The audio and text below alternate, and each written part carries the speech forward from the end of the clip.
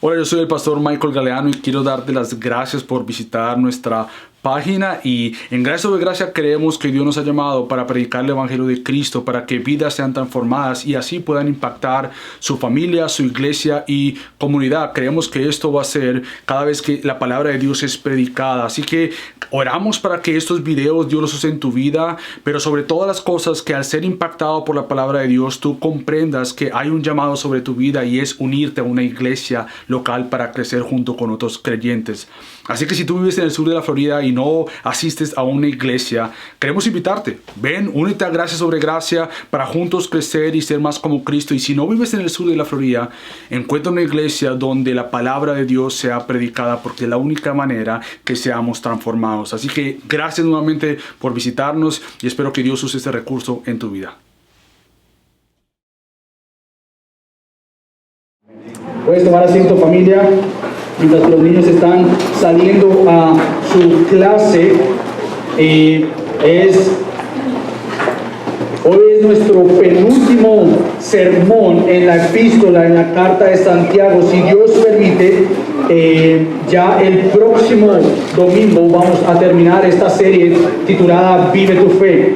Vive tu Fe es la motivación detrás de Vive tu Fe es, otra vez, darte a ti la palabra de Dios para que con la fe que Él te ha dado tú la puedas vivir. Porque Dios te ha dado fe no simplemente para creer en Él, pero para vivir para Él y por Él. Y por eso hemos tratado de ver cómo Santiago en diversas maneras nos habla en temas tan presentes en nuestro día, tan sabios para nosotros, para poder vivir sabiamente. Así que hoy vamos a continuar ya terminando esta carta, pero antes de ir al texto, déjame hacerte una pregunta que creo que es necesario que nos hagamos como individuos, como creyentes, y es necesario que nos la preguntemos. ¿A dónde vas con preguntas difíciles en cuanto a la vida? ¿A dónde tú vas cuando tienes preguntas difíciles en cuanto a la vida? ¿A dónde y a quién acudes con preguntas del propósito del medio de la aflicción? ¿A dónde vas? ¿A dónde es que tú vas a buscar estas respuestas a preguntas y dudas? ¿A dónde tú vas con tus mismas dudas? ¿A dónde vamos? Por un lado existen personas que al ver el mal, la aflicción, el dolor, la persecución, diferentes sufrimientos y diferentes luchas y pruebas, ellos concluyen que no hay un Dios. Pero lo que ellos ven a su alrededor es imposible creer en que hay un Dios. Ante la maldad, la aflicción, el sufrimiento, tú ves todo lo que está pasando a tu alrededor o en tu propia vida y tú dices, es imposible que Dios exista. Bueno, hay por otro lado otras personas que son los creyentes, personas que han creído en Cristo como Señor y Salvador y se han arrepentido de sus pecados, que ante las mismas circunstancias ellos ven que hay un Dios. Ellos ven que ante el sufrimiento y la presencia del mal lo ven como evidencias de que necesito de un Salvador, como evidencias de que hay un Dios, como evidencias que yo necesito de este Dios. Es decir, ante las aflicciones que todos aquí tenemos, la respuesta nuestra, en vez de huir de la fuente de sabiduría y de todo poder, es venir ante la fuente de toda sabiduría y de todo poder. Es ante las situaciones donde naturalmente respondemos o queriendo hacer las cosas a nuestra manera y por nuestra propia cuenta y negar y poner a Dios a un lado. La Biblia nos exhorta que ante las pruebas y las aflicciones que todos aquí vivimos, hay una persona que podemos venir y confiar, y es este soberano creador que te ha creado, este soberano Dios que te ha salvado, este soberano Dios que dice, tu vida está en mis manos y ante todas circunstancias, dificultad y dolor, yo estoy en control. Porque para el creyente la presencia del mal no niega la presencia de Dios. Para el creyente la presencia del mal lo que hace es que yo necesite más de aquel que tiene control de las cosas que yo no tengo. Ante la presencia del mal lo que hace entonces es venir rendidos, no orgullosamente, pero rendidos humildemente, diciendo, Señor, ¿cuál es el propósito de todo esto que tú estás permitiendo en mi alrededor o permitiendo en mi propia vida? ¿Y sabes por qué esto es tan importante? Repasando esta semana un libro de D.A. Carson, un pastor y teólogo, en este libro que lo recomiendo mucho, titulado ¿Hasta cuándo, Señor? Reflexiones sobre el sufrimiento y el mal. Fíjate lo que él dice. La verdad del asunto es que todo lo que tenemos hacer es vivir lo suficiente y sufriremos. Nuestros seres queridos morirán. Nosotros mismos nos veremos afectados por alguna enfermedad u otra. Y es por eso, y aquí viene el énfasis mío, y es por eso, dice D.A. Carson, que es importante que los cristianos tengan un conjunto de creencias lo más estable posible sobre estos asuntos antes que venga la tragedia personal, antes que vengan las diferentes aflicciones, o diríamos, durante las aflicciones también. Que quizás algunos vienen cargados por diferentes circunstancias en su vida, familiares. Quizás tú tienes, está todo bien aquí, pero tú recuerdas de donde tú viniste y los familiares en tu país no están tan bien, o tu propio país no está tan bien. Entonces, ante las dificultades del mundo, ¿qué hacemos y cómo respondemos ante todo esto que viene a nosotros? La solución no es, como muchos han dicho, piensa positivamente. La solución no es decir, nada de esto me va a pasar, nada de esto me va a pasar, nada de esto me va a pasar, porque la realidad es otra, que vivimos en este mundo, y como dice D.A. Carson muy sabiamente, todos aquí hemos experimentado diferentes clases de dolor y de sufrimiento, y la respuesta no es negarla, no es hacerte el que no lo has visto, no es huir de Dios o correr de Él, pero es venir ante Él para que Él nos dé los fundamentos sólidos, que tú puedas estar confiado en que Él es tu Dios. Entonces, ¿cómo respondemos ante el dolor, la persecución, la aflicción o el sufrimiento? Bueno, Santiago responde hoy a esto. Así que ve conmigo a Santiago capítulo 5, y como digo, ya estamos entrando en los últimos versículos. Fíjate lo que él dice en los versículos 13 al 18. Ya la próxima semana vamos a terminar con los versículos 19 y 20 y cerramos la epístola, la carta de Santiago. Así que fíjate lo que dice Santiago en el capítulo 5, versículos del 13 al 18. Él dice lo siguiente: ¿sufre alguno entre vosotros? Que haga oración. ¿Está alguno alegre? Que cante alabanzas. ¿Está alguno entre vosotros enfermo? Que llame a los ancianos de la iglesia y que ellos oren por él, ungiéndolo con aceite en el nombre del Señor. Y la oración de fe restaurará al enfermo y el Señor lo levantará. Y si ha cometido pecados, le serán perdonados. Por tanto, dice Santiago, confesaos vuestros pecados unos a otros y orad unos por otros para que seáis sanados. La oración eficaz del justo puede lograr mucho. Elías era un hombre de pasiones semejantes a las nuestras y oró fervientemente para que no lloviera, y no llovió sobre la tierra por 3 años y 6 meses. Y otra vez oró, y el cielo dio lluvia y la tierra produjo su fruto. Entonces, vamos a ver cómo ante la pregunta del mal, del sufrimiento, de la aflicción, hay una herramienta incondicional y perfecta para el creyente, y es la oración.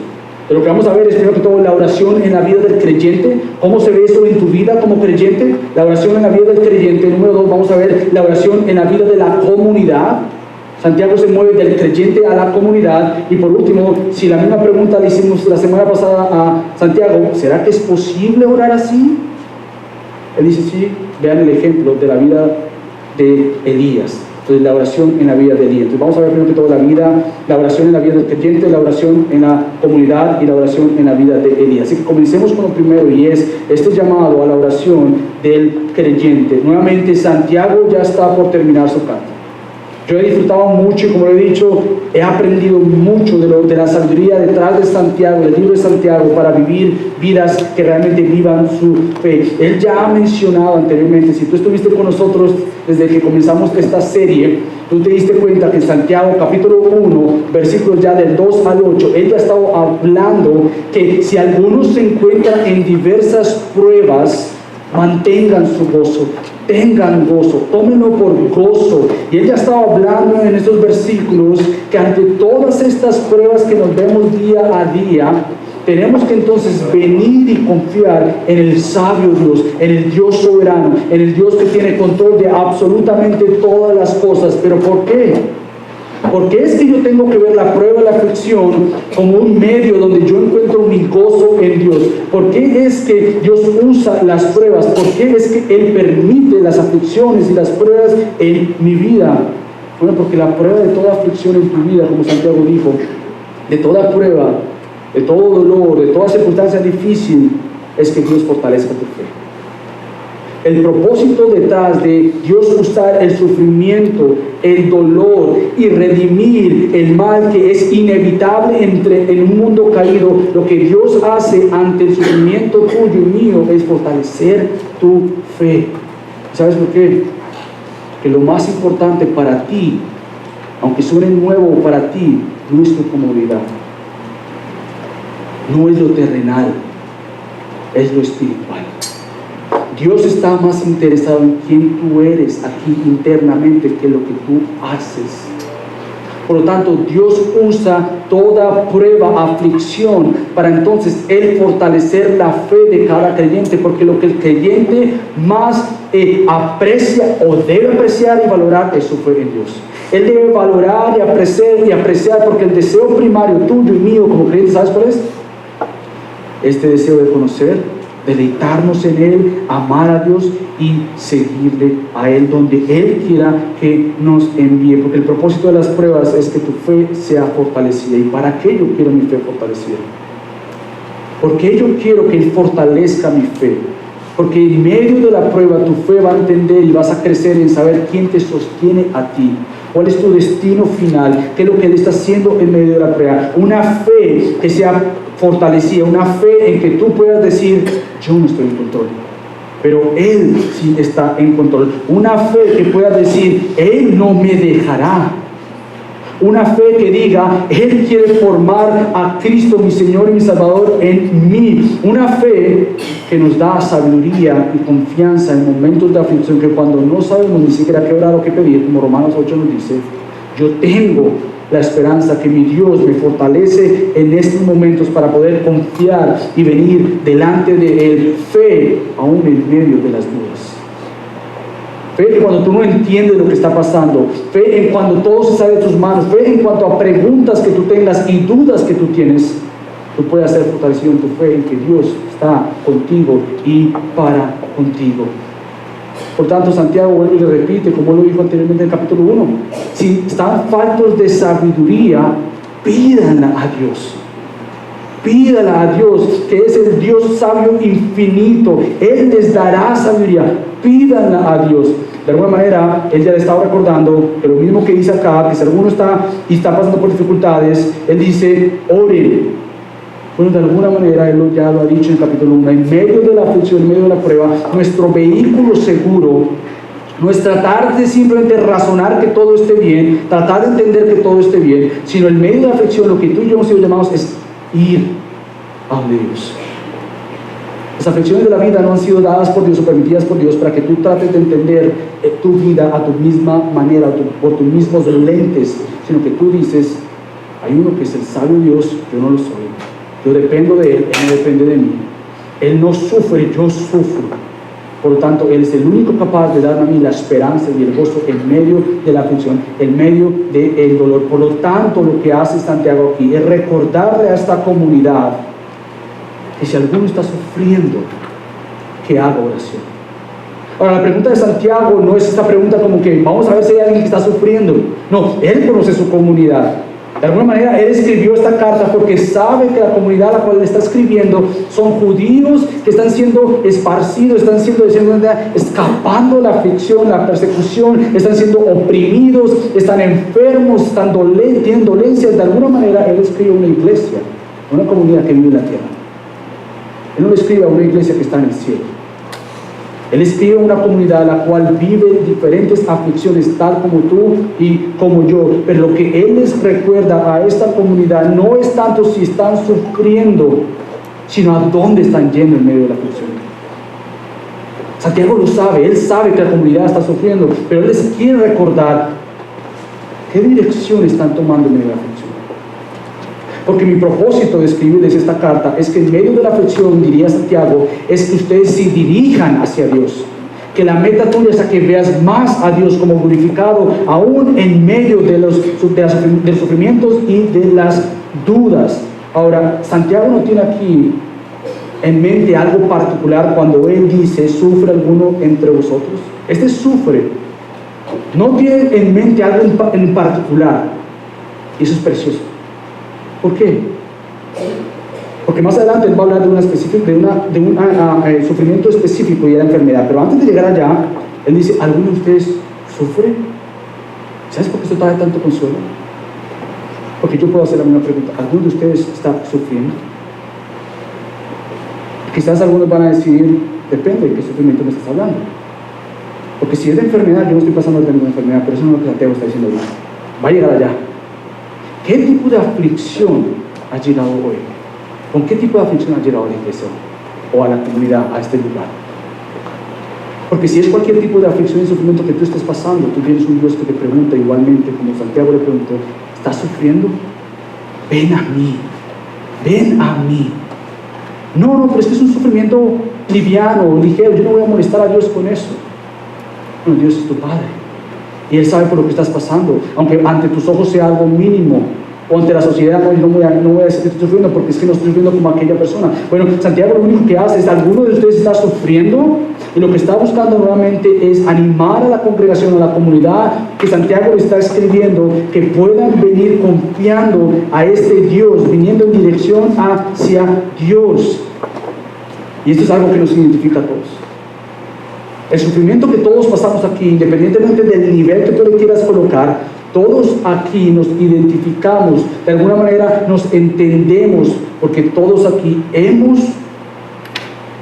o vamos a pasar por diferentes aflicciones.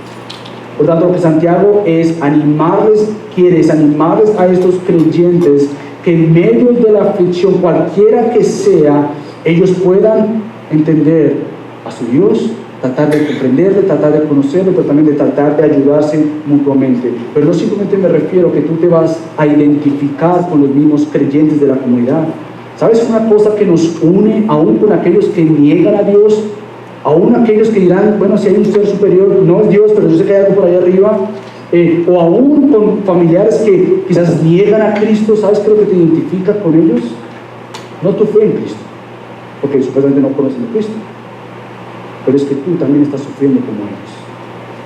Pues tú tienes un medio en el cual tú te identificas con ellos, una similitud en el cual tú puedes venir y explicarles la esperanza en el medio del sufrimiento, la confianza que tú tienes en medio del sufrimiento. ¿Y sabes por qué digo que te identificas con las demás personas, toda persona, todo ser humano?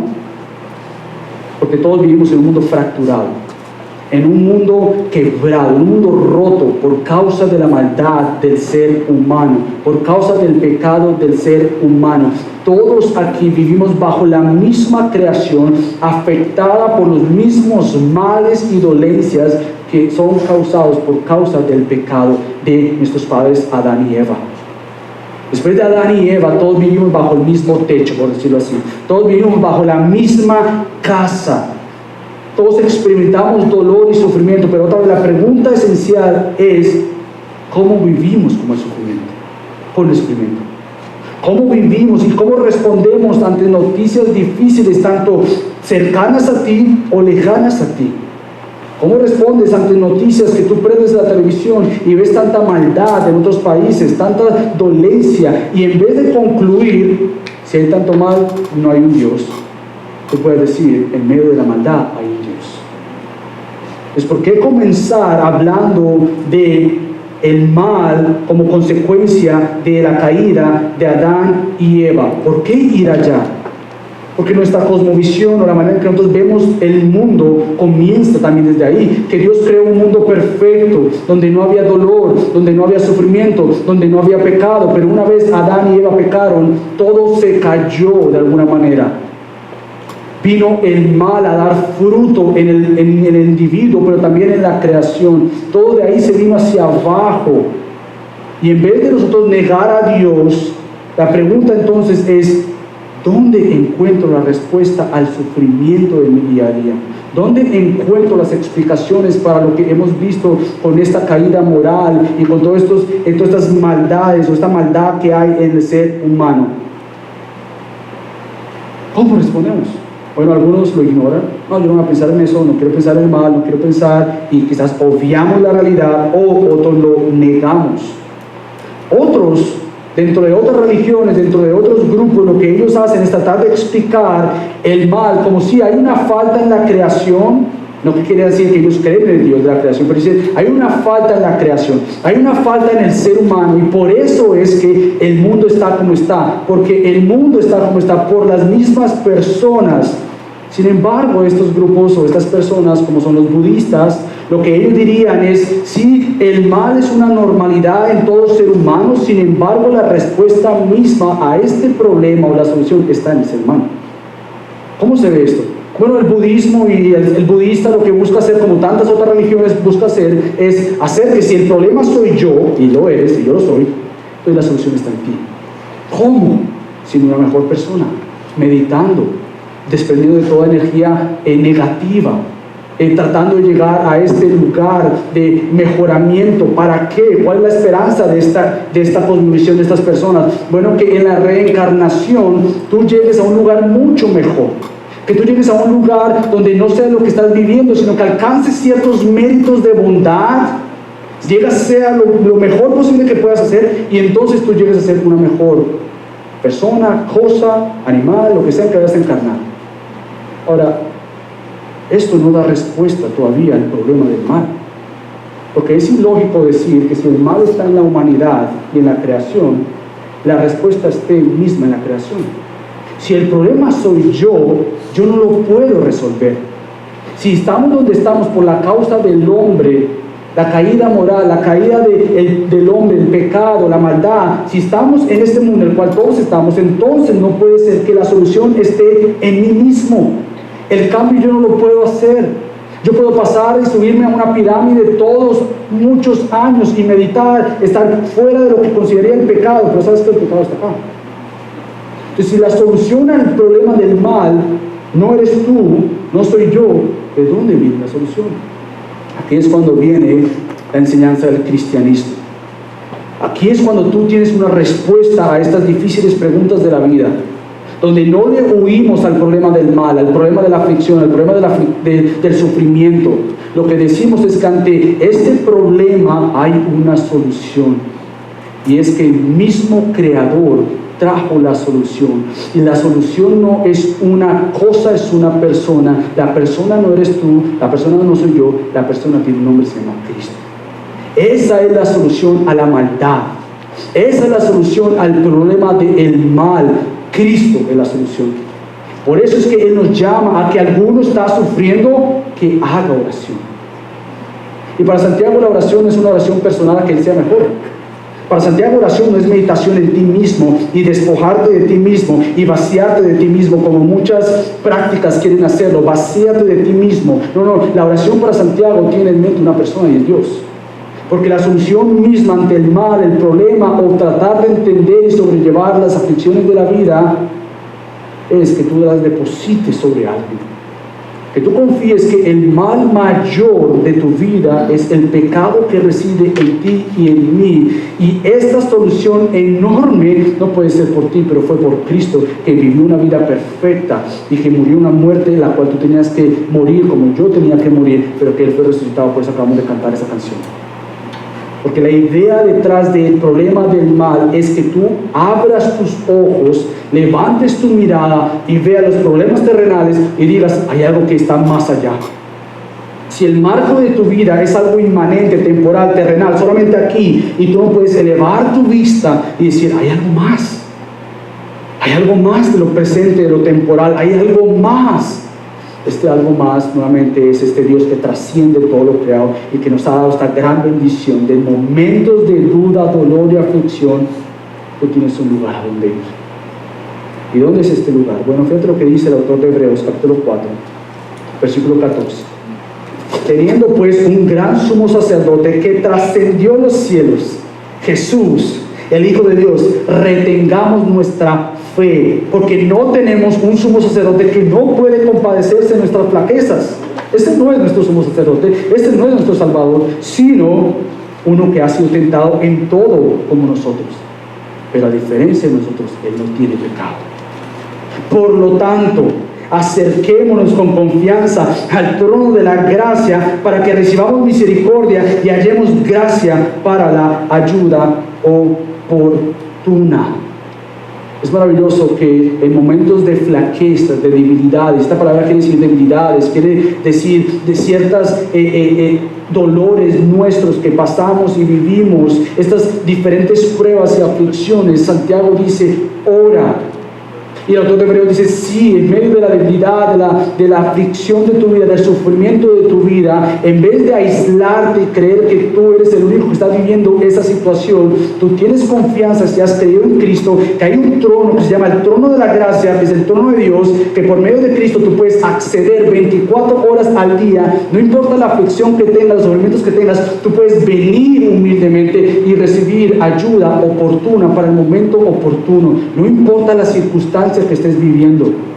Tú puedes confiadamente venir ante el trono del Señor y decirle a Él, yo te necesito y yo espero en ti.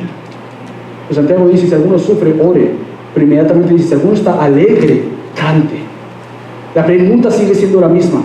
¿Cómo le glorifico a Dios en medio del dolor, en medio de la aflicción, viniendo a Él? ¿Cómo le glorifico a Dios si en este momento, por gracia de Dios, tu vida está bien? ¿Cómo yo le traigo gloria a Dios si genuinamente, honestamente, me examino a mí mismo y digo, mira, mi familia está bien, mis finanzas están bien, mi salud está bien, mi familia en Colombia o en el país que tú vives está bien, todo pareciera que está bien? ¿Qué haces en esos momentos? Bueno, la tendencia del ser humano es olvidarse de Dios, porque todo está bien. La mayoría de personas vienen a Dios en los momentos más críticos de su vida. Y está bien, porque Dios es un medio. Es el medio que Dios usa para venir ante Él.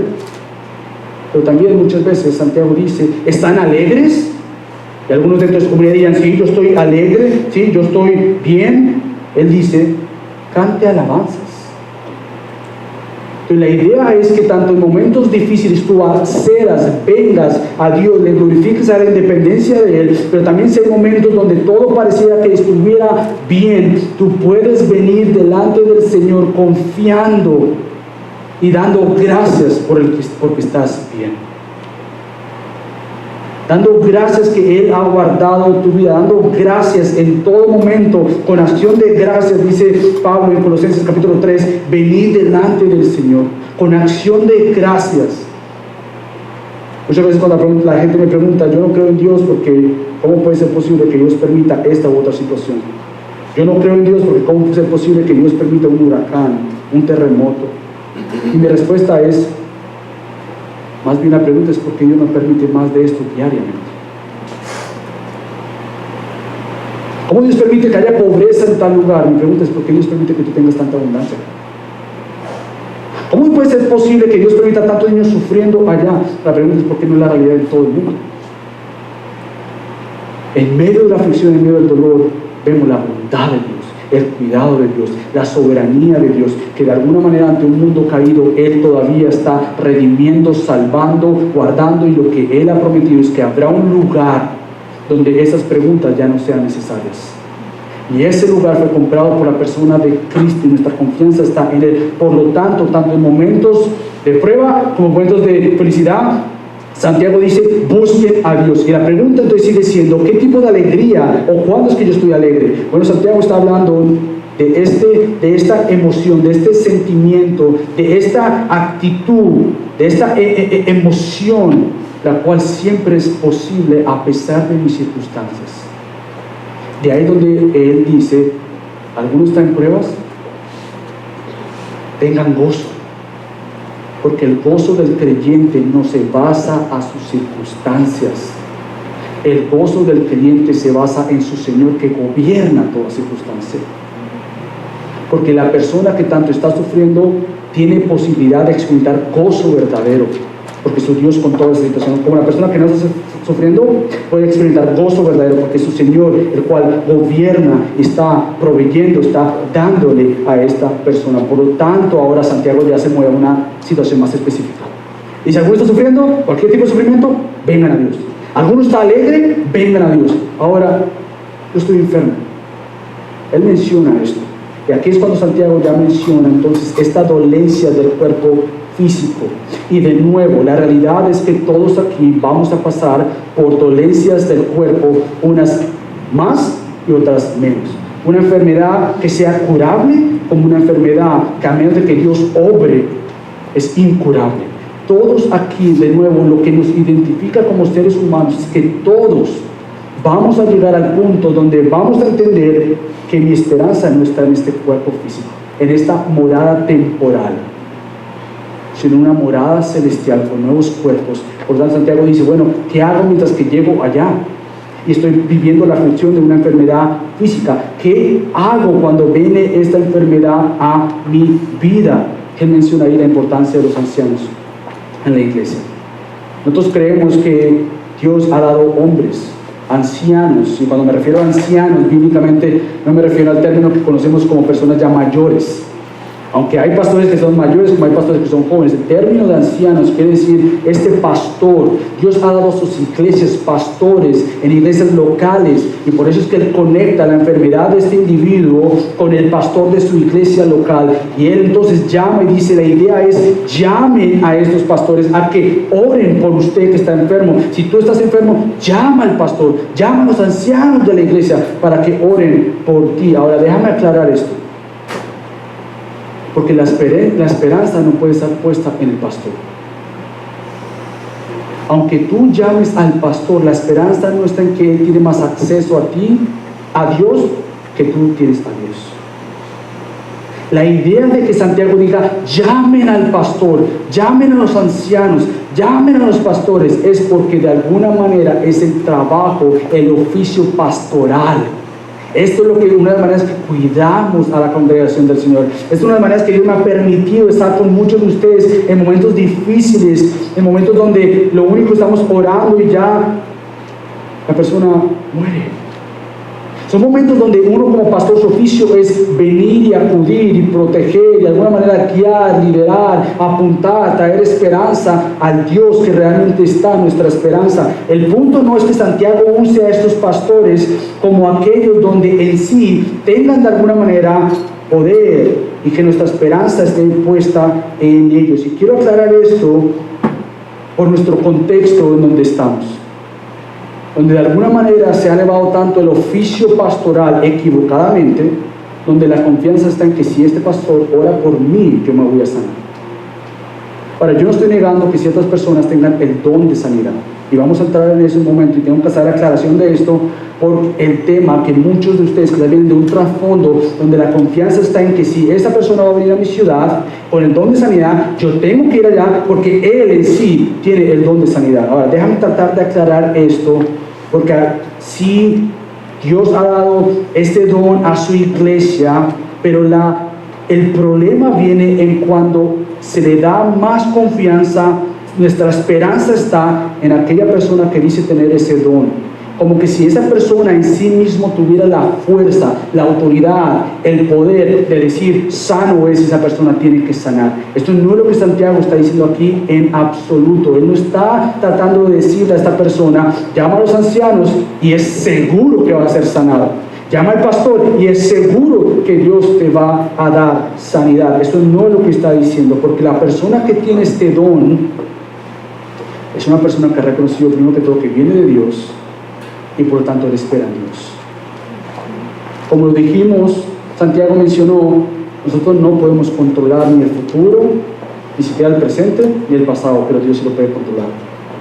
Por lo tanto, la confianza no está en que si yo tengo el don de sanidad, yo oro hoy y se va a sanar. No, el que realmente ha entendido el don, el regalo de Dios, él sabe que es un regalo de Dios. Y que cuando Él quiera, conforme a su voluntad perfecta, Él va a sanar. Nosotros creemos, claro que sí, Dios puede hacer milagros. Por supuesto que sí. Dios ha dado sus dones a la iglesia para ser usados. Ahora, el problema ha sido que se pone tanto énfasis en la persona que tiene el don que se pone a Dios a un lado. Pero lo que Santiago está tratando de ayudarle aquí a la persona es aquel que está enfermo, venga a los pastores, sí, porque de alguna manera ellos van a orar por él, pero no es que la confianza esté en el individuo. Ni la palabra final está en la persona, la palabra final está en el Dios soberano, en el Dios que conforme a su voluntad va a hablar. Una de las maneras que lo pone un teólogo pastor que me gusta mucho y muy fácil de entenderlo, pienso yo, Wayne Grudem, dice lo siguiente: no creo que Dios le dé garantías a nadie para que prometa o garantice sanidad en este tiempo, pues su palabra escrita, dice él dice, su palabra escrita no da tales garantías y nuestro sentido subjetivo de su voluntad, escucha esto, está siempre sujeto a cierto grado de incertidumbre y alguna medida de error en esta vida. El punto no es dejar de orar. El punto no es que entonces no llames a los ancianos de la iglesia, ¿para qué? No, el punto es confiar. No confiar en la persona, pero confiar en el Dios, que puede cuando quiera sanar. Por tanto, nuevamente, el creyente tiene la Biblia en mente y dice, como vimos hace un par de semanas, que todo obra para bien. Y está en un contexto de sufrimiento. Está en un contexto donde todas las cosas que aún las malas, que parecen malas, confiamos en el Dios que obra todo para nuestro bien.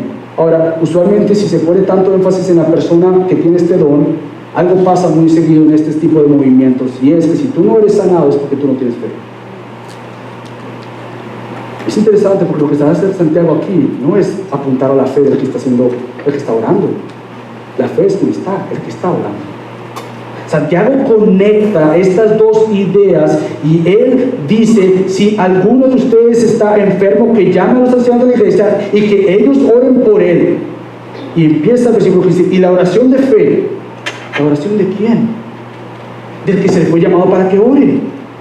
Entonces podríamos revertirle de alguna manera el argumento de algunos que, aunque no es así, pero podríamos decirle, no, si la persona no se sanó, no es simplemente porque él no tiene fe, porque quizás tú no tuviste fe.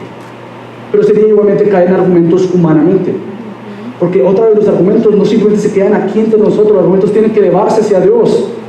No es si yo quiero, es que Dios quiere. No es lo que a mí me parece mejor, porque para lo que a nosotros nos parece mejor lo vemos por medio de el hoy, este día, no el mañana. Lo que a nosotros nos parece como bien, lo vemos todo externamente, pero Dios lo ve internamente. ¿Cómo Cristo va a ser más moldeado en tu vida? Dios va a usar toda circunstancia en tu vida para que ese fin mayor sea una realidad en tu vida. No importa la circunstancia, no es que dejemos de orar o confiar en Dios, al contrario, es que venimos a orar a Él y confiar en su voluntad, confiar en Él. Ahora, si esto no fuera suficiente, aquí también Santiago usa el aceite. ¿Para qué hacemos con el aceite? Ahora, de nuevo, así como pasa con el don, con la persona, con la fe, pasa con el aceite. Muchas personas ponen tanto énfasis y confianza en el aceite que olvidan a Dios. Hoy día se venden promesas, donde si tú pones tu promesa en el aceite, seguramente ya hoy mismo recibes el milagro. Bueno, Santiago no está hablando nada que el aceite tiene un poder.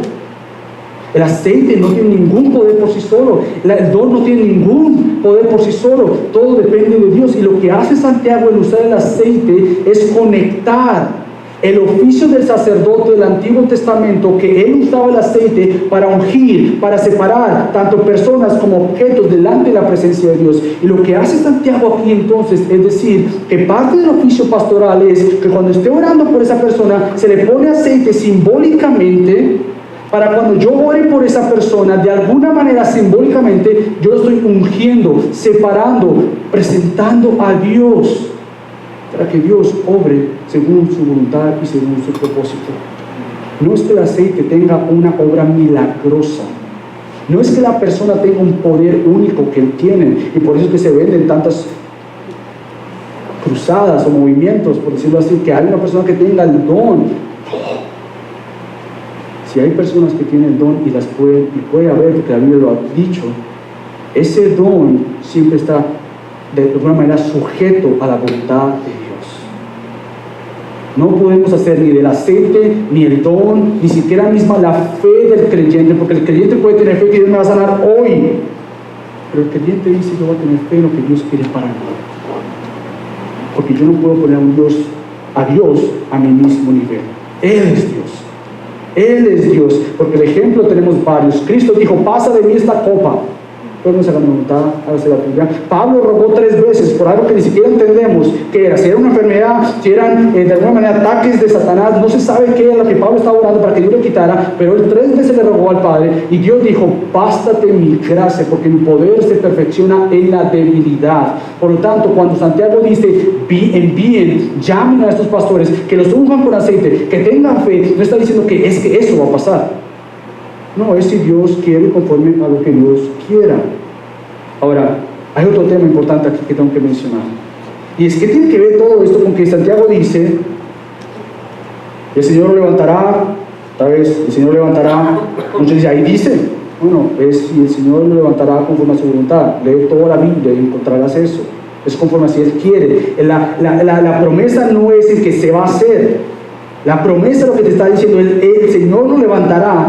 Quiere decir y darte la confianza que si Él quiere, Él lo puede hacer. No es darte la garantía que va a suceder, a menos de que Dios quiera. Eso es lo que el texto está tratando de decir, la Biblia está tratando de decir. Ahora, hay otra cosa que Él menciona ahí. Él dice, lo levantará y si ha cometido pecados, le serán perdonados. ¿Qué hacemos con esto? ¿Qué hacemos con esto? Es importante también. Porque otra vez no podemos caer en el error de decir que toda enfermedad es consecuencia de un pecado. Porque hay personas, como cuando le preguntaron a Jesucristo los discípulos, ¿y qué de este ciego? ¿Pecó él o sus padres? Y Cristo dijo, ninguno. Él fue creado así para cumplir los propósitos y glorificar al Padre. Entonces, ¿qué hacemos con esto? Creo que Santiago está diciendo que si ha pecado, sus pecados le serán perdonados. ¿Qué es lo que está haciendo? Conectando en que si la persona se va a sanar y se va a sanar porque pues pecó y por eso tiene esa enfermedad, no. La clave está en esa conjunción sí. Si la persona ha pecado, entonces los pecados también le serán perdonados. ¿Qué quiere decir esto? Que sí, no podemos ignorar que no toda enfermedad es consecuencia de pecado, pero sí tenemos que aclarar que algunas enfermedades son consecuencia de pecado. Cuando personas oran porque me sanen físicamente, Santiago dice, tenemos que olvidar algo. Más de lo espiritual, más de lo físico. Hay algo más importante en tu alma, y es lo espiritual. ¿De qué te sirve, en palabras contemporáneas de lo que Cristo dijo, de qué te sirve estar sano físicamente si espiritualmente estás muerto?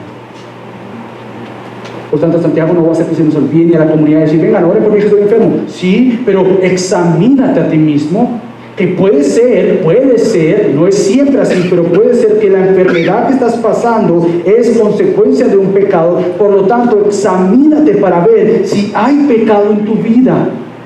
Porque lo importante no es simplemente lo físico, es lo espiritual. Por lo tanto, Cristo dice, no teman a aquellos que pueden matar su cuerpo, teman a Dios, que les llevará su alma para el resto de la eternidad separados de Él. Este es el gran temor. Por lo tanto, Santiago dice de alguna manera, no es que no hay una relación, simplemente que no podemos asumir que la relación es inmediata, que si pecas o que si estás enfermo es porque pecaste. No, pero examínate. Y aquí es cuando Él conecta la oración del creyente con la oración de la comunidad, que es precioso. Yo quiero que tú veas esta conexión. Ahí es cuando Él exhorta, por lo tanto, comienza con esta palabra y es, en vista de lo que les acabo de decir, por lo tanto, dice Él, confesaos vuestros pecados unos a otros. Ahora, esto es algo precioso.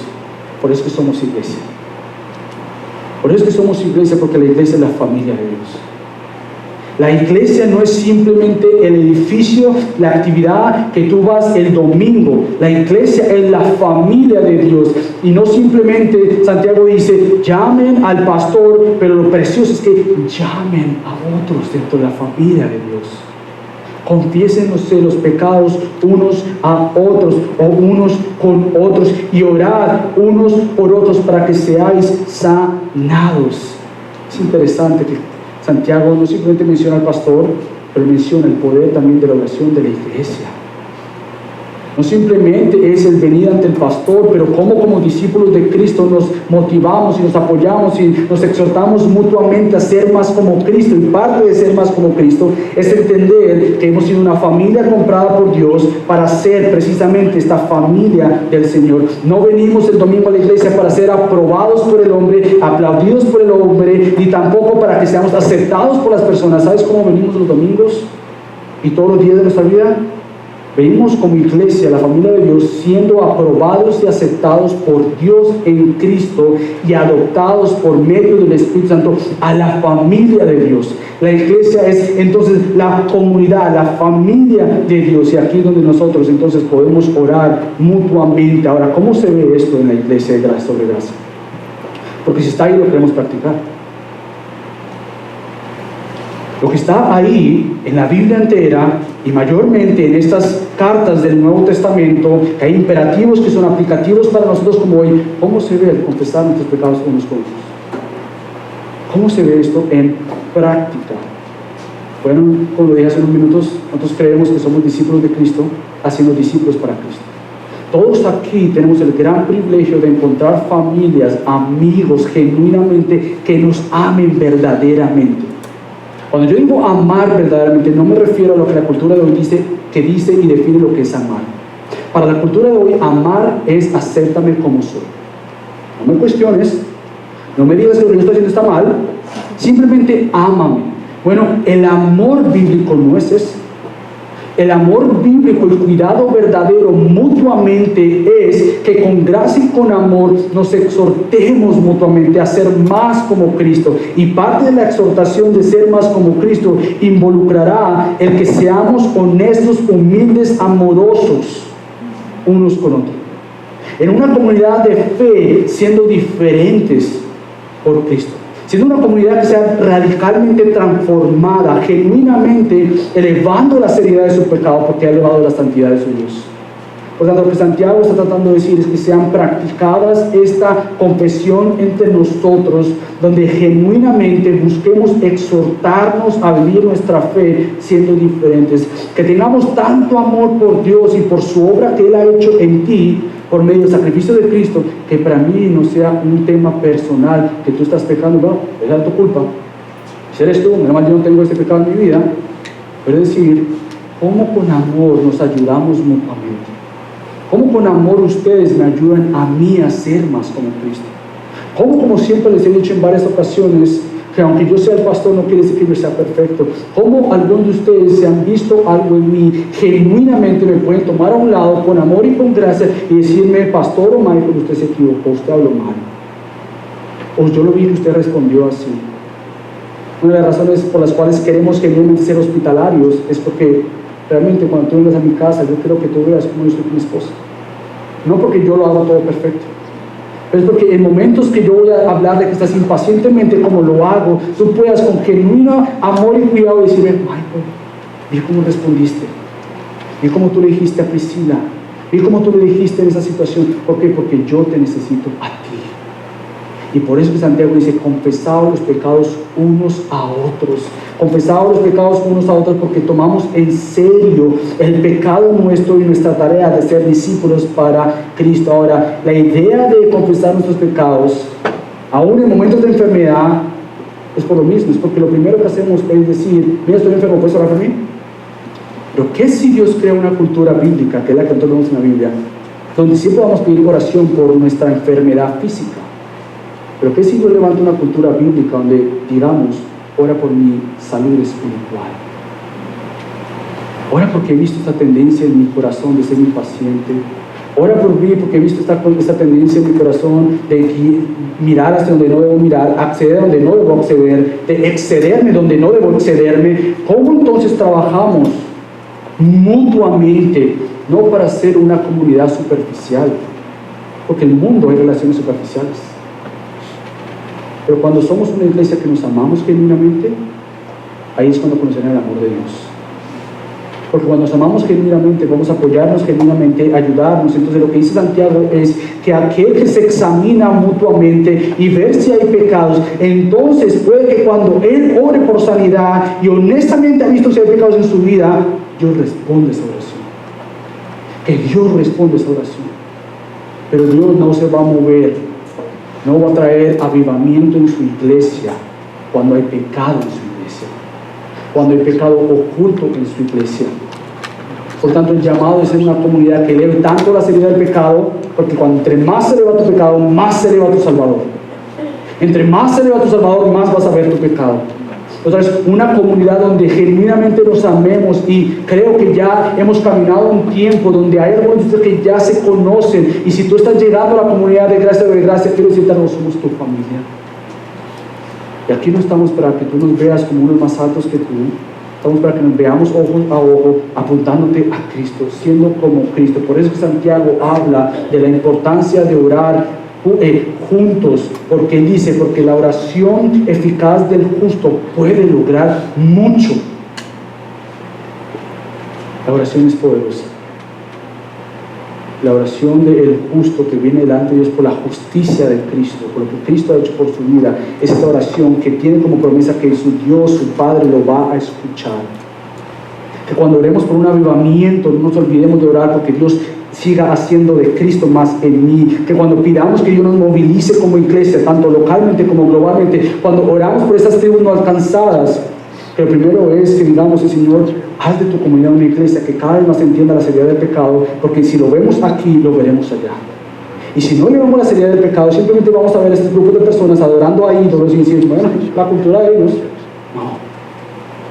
Es una idolatría delante de Dios. Y si tú no ves el pecado como lo ve Dios, ¿cómo te vas a movilizar para ir? Ellos necesitan escuchar que lo que están haciendo está mal. Si aquí no hemos practicado el decirnos lo que está mal, no podemos movilizarnos, ser agentes de transformación, tanto localmente como globalmente, cuando no estamos preguntando en casa, Hani, ¿cómo estoy yo? Bueno, has cambiado en estas áreas, hay frutos en estas áreas, pero mira, todavía sigues luchando por esto. Quiero cambiar, mi amor. Hija, ¿cómo me ves a mí? Genuinamente, no podemos movilizarnos, ser agentes de transformación si no estamos impactando nuestra casa. Nosotros tenemos la oportunidad de vivir vidas radicales, verdaderamente transformadas, verdaderamente matrimonios genuinos, no perfectos, porque nadie va a tener un matrimonio perfecto, no hijos perfectos, porque nadie va a tener hijos perfectos, pero sí familias que entiendan la seriedad de lo que ellos tienen en Cristo para vivir como Cristo, impactar a otros a su alrededor, tanto en la iglesia como en la comunidad. Y la pregunta entonces, eso suena muy bonito, Michael, pero eso otra vez es inalcanzable, eso no se puede hacer. Y es donde me gusta tanto que Santiago use ejemplos. ¿Es inalcanzable? Sí, claro, solo eso lo puede hacer. Vamos a ver a uno que tenía pasiones como nosotros, es decir, pecados como nosotros. ¿Y quién es este? Elías. Ahí es cuando él trae el ejemplo de Elías. Y Elías era un hombre de pasiones semejantes a las nuestras. Que cuando tú digas, no, eso era muy bonito, eso suena como la comunidad en el cielo. No, suena la comunidad con la tierra, con vidas en el cielo. No, pero es que esto es muy difícil, Michael. Bueno, ¿qué tal Santiago? ¿Qué tal Elías? Y él trae el ejemplo de Elías. Elías muestra lo que Santiago está tratando de ayudarnos a entender es, ve a Primera de Reyes, no ahorita, pero en tu casa, y trata de leer y mira la vida de Elías, un hombre que tomó en serio su pecado, pero el pecado es comunidad. Un hombre que profetizó ante los ídolos y la idolatría y la condición espiritual de Israel y les dijo, ustedes están pecando contra Dios, ustedes están abominando a Dios, llamando a dioses que no son dioses, dioses, llamando a estatuas dioses cuando ni siquiera escuchan, no ven, ustedes los han creado y creen que son su Dios, ustedes están en pecado delante del Señor. Por lo tanto, por consecuencia de su idolatría espiritual, Dios trajo sequía a la nación de Israel. Sin embargo, Santiago dice que aún Elías, cuando él oró, Dios escuchó la oración y mandó la lluvia. ¿Qué si nosotros podamos también ser nuestro pecado delante de Dios? Que cuando empecemos a orar para que Dios haga más a Cristo en mí, empecemos a orar por cosas conforme a la voluntad de Dios y Dios responda sí, sí, sí, sí, sí, sí, sí, sí. Ahora eso es imposible, no es posible. Porque todas las promesas de Dios son sí, amén, en Cristo. Ahora, eso se requiere vivir una vida como Cristo, para Cristo, por Cristo y conforme a la voluntad de Cristo. No quiere decir que siempre vas a pedir todo lo que, vas a obtener todo lo que pidas. Pero la confianza va a ser que siempre vas a venir ante un Dios que conforme a su voluntad, que lo mejor para ti, va a decirte sí a tus promesas, a tus peticiones. Sí a lo que tú estás orando. Si está conforme a su voluntad. Por lo tanto, la respuesta del creyente siempre es un sí. ¿Sabes cómo? Porque cuando tú ores por algo, Dios diga, no, gracias, porque es lo que yo necesito. Que cuando tú ores, Dios diga, sí, wow, qué bendición. Que cuando tú ores, Dios diga, estoy formando tu carácter. Todavía no, estoy formando tu carácter. Sí, esas son oraciones contestadas por Dios. Por lo tanto, vivir no vidas acomodadas al pecado, no tolerando nuestro propio pecado, sino vidas que sean hacedores de la palabra de Dios, que vivan su fe. Por lo tanto, mi oración final es que Dios haga de gracia sobre gracia personas humildes, personas que realmente entiendan su propio pecado, y que cuando alguien se abra contigo en cuanto a lo que está luchando, en ese momento tú ores y no tomes el lugar del justo, de Dios, para condenar, sino que si alguien se está viendo contigo en cuanto a una lucha que está pasando, tú tomes a esta persona y lo apuntes a Cristo. Tú camines con él o con ella, y a la misma vez tú también compartiendo de las luchas que tú estás viviendo, que has pasado. Porque entonces se forma una cultura donde la comunidad está siendo apuntada al único justo. Y esa es mi oración, que gracias a gracia conozca al único justo, verdaderamente, genuinamente, y que podamos vivir para él. Así que déjame orar. Padre Dios, tú eres tan bueno con nosotros, tan bondadoso. Gracias por una y otra vez, por medio de la carta de Santiago, Dios, tú nos has mostrado lo importante que es vivir nuestra fe en tantas áreas. Pero sobre todas las cosas, Padre, tú nos has recordado que en medio de la aflicción tenemos un lugar seguro donde ir. En medio del sufrimiento, del dolor, de la dolencia, no nos escondemos de ti, pero venimos a ti. Y en medio del pecado, Dios, no huimos de ti, pero queremos acercarnos a ti porque hay una promesa. Si confesamos nuestros pecados, tú eres fiel y justo para perdonarnos y limpiarnos de toda maldad. Por lo tanto, Padre, quizás hayan personas aquí, que estoy seguro que las hay, que tengan que confesar su pecado delante de ti y decir, Dios, perdóname por esto que he estado haciendo, perdóname, Padre. Y también para algunos su primera oración de confesión va a ser, me arrepiento de ponerme a mí o a otras cosas como mi Dios. Y Padre, yo me arrepiento de mis pecados y creo que Cristo es mi única solución, mi único camino, el único Dios, la única persona que tanto necesito, que tú la salves hoy, Señor, por favor. Que obres conforme a tu voluntad en nosotros, como iglesia, como comunidad. Te damos gracias, Padre, y que ahora que cantemos en respuesta a este Dios maravilloso que tenemos en Cristo. En el nombre de Cristo Jesús. Amén.